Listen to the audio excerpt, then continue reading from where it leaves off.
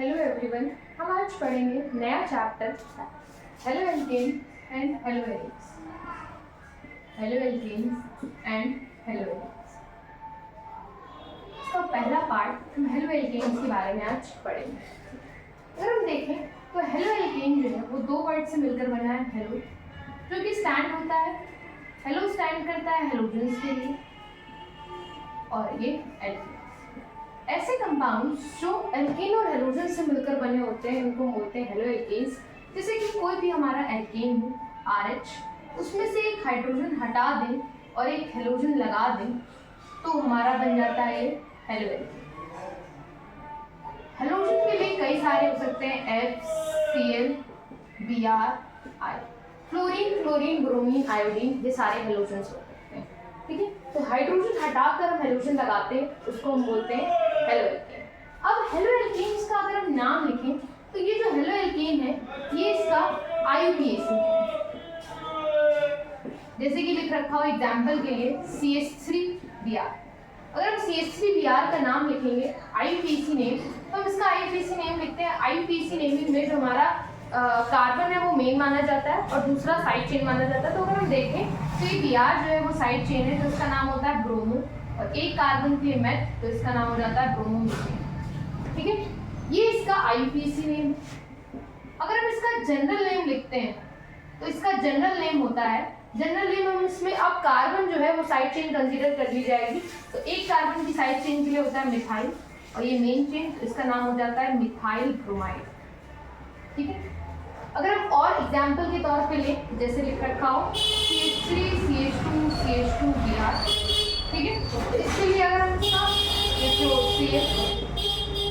इसके लिए अगर हम इसका नाम लिखेंगे IUPAC नेम लिखेंगे तो इसका IUPAC नेम हो जाएगा क्लोरो। उसके बाद 1 2 3 3 कार्बन के प्रोपेन। लेकिन अगर इसका हम जनरल नेम लिखते हैं तो इसका जनरल नेम हो जाता है, जनरल नेम हो जाएगा इसका ये साइड चेन 3 के लिए प्रोप और प्रोपाइल और ये मेन चेन, ये इसका जनरल नेम। इसीलिए हम हेलो एल्केन्स को एल्काइल हैलाइड्स के नाम से भी जानते हैं। हेलो एल्केन इसका IUPAC नाम होता है और एल्काइल हैलाइड इसका जनरल नेम होता है, जैसे कि मिथाइल ब्रोमाइड, प्रोपाइल क्लोराइड। चलिए हम इसके बाद आगे पढ़ते हैं इसके क्लासिफिकेशन के बारे में कि कैसे हेलो एल्केन्स को हम लोग क्लासिफिकेशन कर सकते हैं। देखिए, अगर हम इसका क्लासिफिकेशन करते हैं on the basis of number of halogen atom कि हेलोजन एटम कितने हैं, तो इसका सबसे पहला क्लासिफिकेशन होता है मोनोहेलाइड्स, जिसमें एक हेलोजन हो। ठीक है, दूसरा डाइहेलाइड्स जिसमें 2 हेलोजन है, ट्राइहेलाइड जिसमें 3 हेलोजन है, मोनोहेलाइड जिसमें एक हेलोजन, सिंगल हेलोजन प्रेजेंट हो। तो मोनोहेलाइड्स को हम कोई भी सिंगल हेलोजन प्रेजेंट हो, मोनोहेलाइड्स को जब हम कैटेगराइज करते हैं तो मोनोहेलाइड हमारे 3 में होते हैं, 1 degree 2 degree 3 degree. Primary, secondary और टर्शियरी। 1 डिग्री वाले को बोला जाता है प्राइमरी, 2 डिग्री वाले को सेकेंडरी, 3 डिग्री वाले को टर्शियरी। बड़ा सिंपल सा तरीका है याद करने का। अगर हम बात करें प्राइमरी, तो जिस कार्बन पे हेलोजन लगा है उसका एक हाथ, सिर्फ एक हाथ किससे, एल्काइल ग्रुप से भरा होना चाहिए, वो होता है प्राइमरी। वैलेंसी सेटिस्फाई करे तो CH2X, सिंगल हाथ।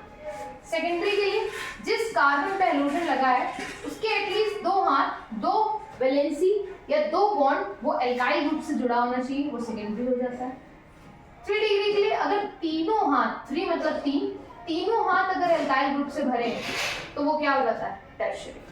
दूसरा तरीका ये भी याद करने का, हम ऐसे भी याद कर सकते हैं कि जो हमारा हेलोजन है जिसमें हेलोजन लगा है वो वाला कार्बन अगर CH2 है तो 1 डिग्री, वो वाला कार्बन अगर CH है, एक हाइड्रोजन है तो 2 डिग्री, और ये C है तो 3 डिग्री। लेकिन इससे रिलेट कम कर पाएंगे, इसलिए इसके लिए 1 डिग्री मतलब एक हाथ या एक बॉन्ड एल्काइल ग्रुप का होना चाहिए, 2 डिग्री 2 बॉन्ड एल्काइल ग्रुप के होने चाहिए, 3 डिग्री 3 हैंड्स या 3 ब्लॉक जो बॉन्ड्स हैं किसके होने चाहिए, एल्काइल ग्रुप से। ठीक है, इसके बाद हम on the basis of hybridization भी क्लासिफिकेशन कर सकते हैं। ठीक है, हाइब्रिडाइजेशन, क्योंकि हम सिर्फ और सिर्फ अभी क्या पढ़ रहे हैं हेलो एल्केन, तो हम हेलो एल्केन का क्लासिफिकेशन करेंगे। हाइब्रिडाइजेशन के बेसिस पे हम देखें तो एलाइल या फिर जो डबल बॉन्ड, जिसमें डबल बॉन्ड का रोल है, ठीक है, एलाइल और विनाइल। जब हम हेलो एरीन्स पढ़ेंगे तो इसी में हम बेंजाइल और एराइल के बारे में बात करेंगे। अभी हम एलाइल और विनाइल की बात करते हैं। बड़ी सिंपल सी बात है, एलाइल हैलाइड्स, विनाइल हैलाइड्स। जिस कार्बन पे हेलोजन लगा है उसके एडजेसेंट वाला कार्बन अगर sp2 हाइब्रिडाइज है, वो खुद sp3 हाइब्रिडाइज होना चाहिए, लेकिन उसके एडजेसेंट वाला कार्बन sp2 हाइब्रिडाइज है तो वो कहलाता है एलाइल हैलाइड्स, ठीक है। अगला अगर हम बात करें विनाइल, तो जिस कार्बन पे हेलोजन लगा है वो खुद ही sp2 हाइब्रिडाइज है, मतलब डबल बॉन्डेड से जुड़ा है, तो वो होता है, उसको हम बोलते हैं विनाइल हैलाइड्स, ठीक। फिर से सुन लीजिए, एलाइल हैलाइड्स वो होते हैं जिस कार्बन पे हेलोजन लगा है वो खुद तो sp3 हाइब्रिडाइज्ड हो, लेकिन उसके जस्ट एडजेसेंट वाला क्या होना चाहिए, sp2 हाइब्रिडाइज्ड होना चाहिए। अगर हम इसमें बात करें तो जिस कार्बन पे हेलोजन लगा है वो खुद ही sp2 हाइब्रिडाइज्ड होगा, तो हम बनाएंगे उसको का विनाइल, उसको विनाइल हैलाइड्स बोला जाता है, ठीक है। अगला अगर हम इसका क्लासिफिकेशन और करें तो इसकी क्लासिफिकेशन हम करते हैं, तो देखिए अगला जो हम टाइप पढ़ते हैं तो हमने मोनो हैलाइड्स के बारे में पढ़ लिया। अगला जो है जिसको हम बोलते हैं di halides. Di halides, di मतलब क्या होता है, दो। तो ऐसे कंपाउंड्स, ऐसे हेलो एल्केन्स जिसमें दो हेलोजन ग्रुप्स प्रेजेंट होंगे उनको हम बोलेंगे डाई हैलाइड्स। और डाई हैलाइड्स बढ़ते हैं दो पार्ट में, एक जेम और एक विसिनल। जेम डाई हैलाइड्स और vicinal di halides. Gem di halides वो डाई हैलाइड्स होते हैं कि अगर दोनों हेलोजन्स एक ही कार्बन पे जुड़े हों, दोनों हेलोजन्स एक ही कार्बन पे जुड़े हों तो उनको हम बोलते हैं जेम डाई हैलाइड्स। जैसे कि CH3CCl2, CH3Cl2, CH3Cl2, ये क्या हो जाएगा, जेम डाई हैलाइड।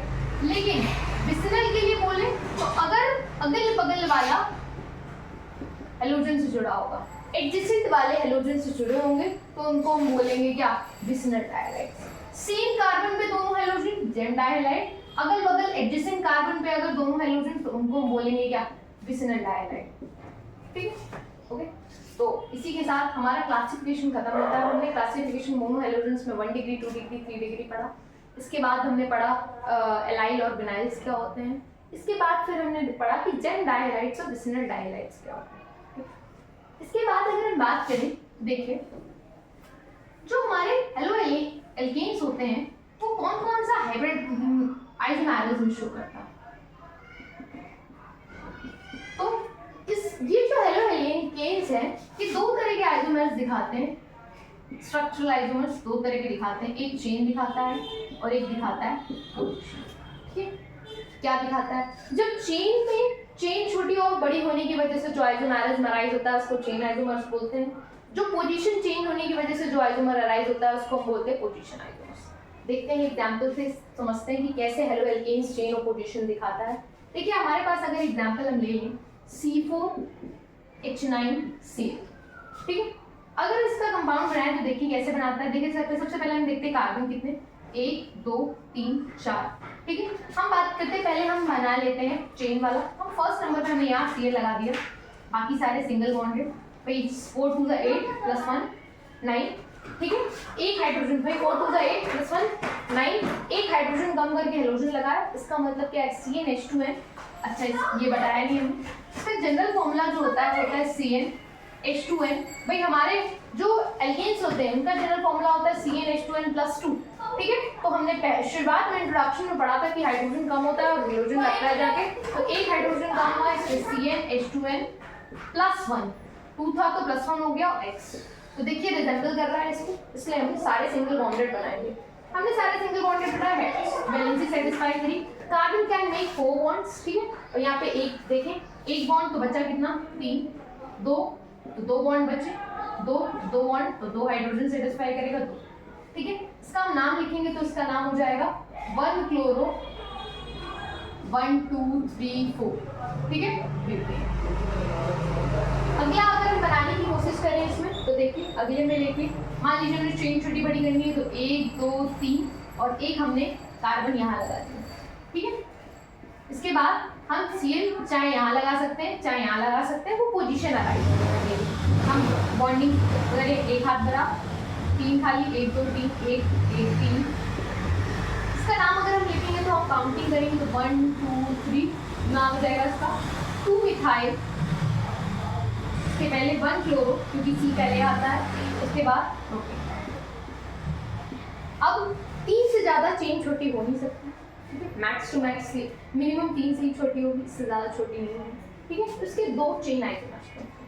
अगर हम पोजीशन आइसोमर बनाएं तो हमने जैसे पहले नंबर पे क्लोरो बनाया है, ये इसके 2 चेन। अगर हम इसी में पोजीशन बनाएं तो देखिए हमने पहले नंबर पे क्लोरो लगाया, अगर हम यही क्लोरो सेकेंड नंबर पे लगा दें तो देखिए 1 2 3 4। अब की बार हम Cl यहाँ लगा दे रहे हैं, बाकी सारे हाइड्रोजन सेटिस्फाई करें CH3 CH2 CH3। तो इसका नाम लिखेंगे तो नाम हो जाएगा 2 क्लोरो ब्यूटेन। तो ये इसका चेन आइसोमर हो गया। यहाँ पे भी हम यही काम कर सकते हैं, 1 2 3 1 यहाँ पर, तो Cl यहाँ लगा दें CH3 CH3 CH3। इसका नाम हम लिखेंगे तो लिखेंगे 2 क्लोरो 2 मिथाइल प्रोपेन। तो ये इसके क्या है पोजीशन आइसोमर्स। तो बेसिकली अगर हम बात करें तो halo alkanes 2 structural isomers show करता है, एक चेन और एक पोजीशन। चलिए moving on to the next topic. अब हम इसके पढ़ेंगे मेथड ऑफ प्रिपरेशन कि कैसे हेलो एल्केन प्रिपेयर किया जाता है। देखिए देखते हैं।